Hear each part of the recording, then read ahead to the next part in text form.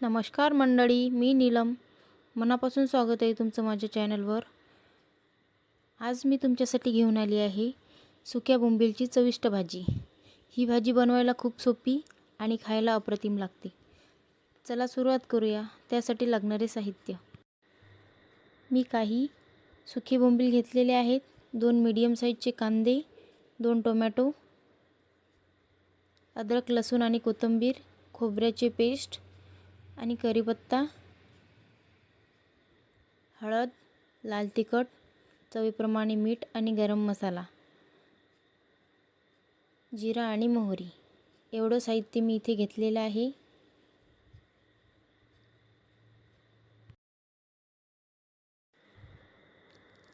आता बोंबील कट करून घेते.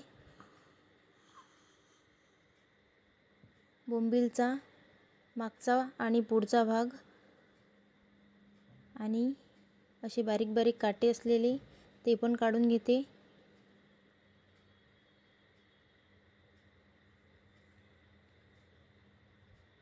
अशा प्रकारे याचे छोटे छोटे तुकडे करायचे आहे.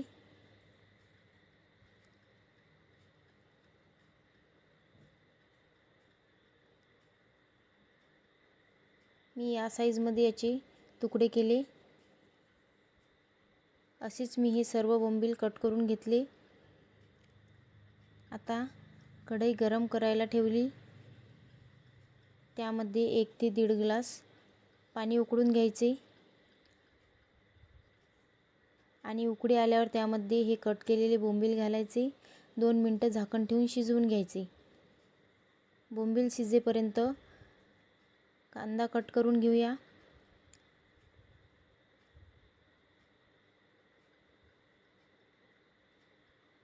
अशा प्रकारे हा कांदा एवढा बारीक कट करायचा आहे.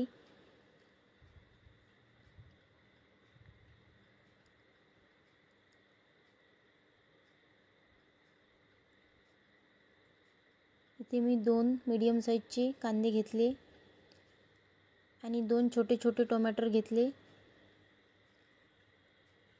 हे टोमॅटो पण एकदम बारीक कट करायचे आहे.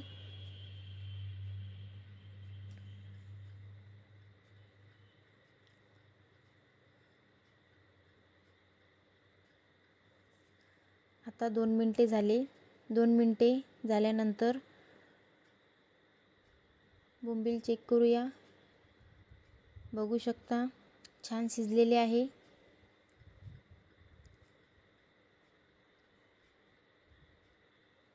आता हे बाहेर काढूया.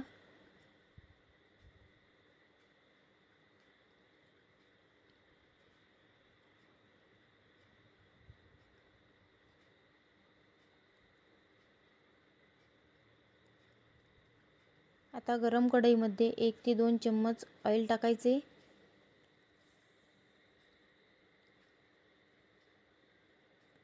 आणि बोंबील छान फ्राय करून घ्यायचे.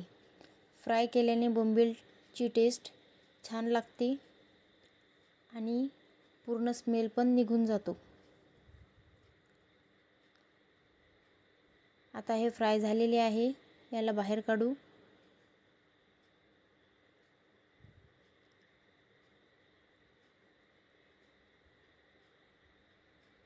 आणि याच ऑइलमध्ये फोडणी देऊया.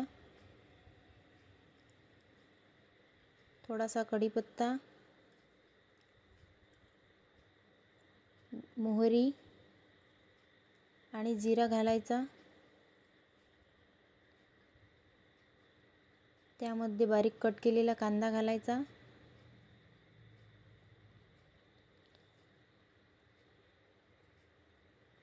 अशा प्रकारे पूर्ण मिक्स करून घ्यायचं.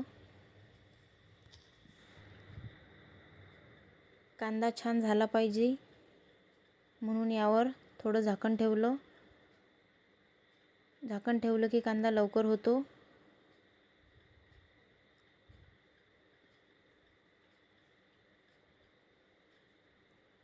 आता कांदा लालसर झालेला आहे.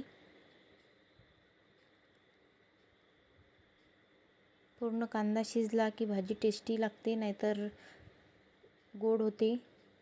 म्हणून पूर्ण कांदा होऊ द्यायचा आहे. आणि आता यामध्ये टोमॅटो टाकले. याला पण पूर्ण छान होऊ द्यायचं.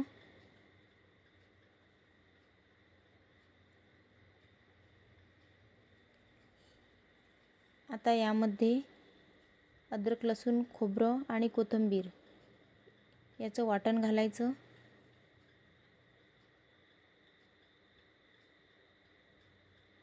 पूर्ण एकत्रित करून घ्यायचं आहे.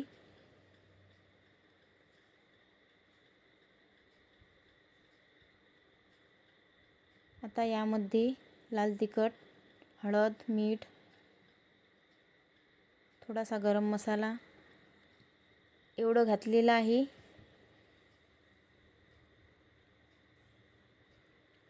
याला पूर्ण मिक्स करून घेते आणि यावर थोडंसं झाकण ठेवायचं आणि झाकण काढल्यावर यामध्ये थोडं थोडं पाणी टाकायचं.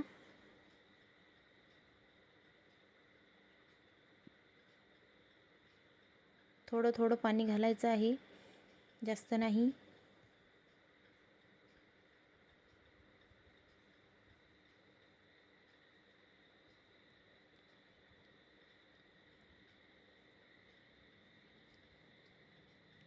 याला तर्री आल्यावर अजून थोडंसं पाणी घालायचं आणि यावर झाकण ठेवायचं.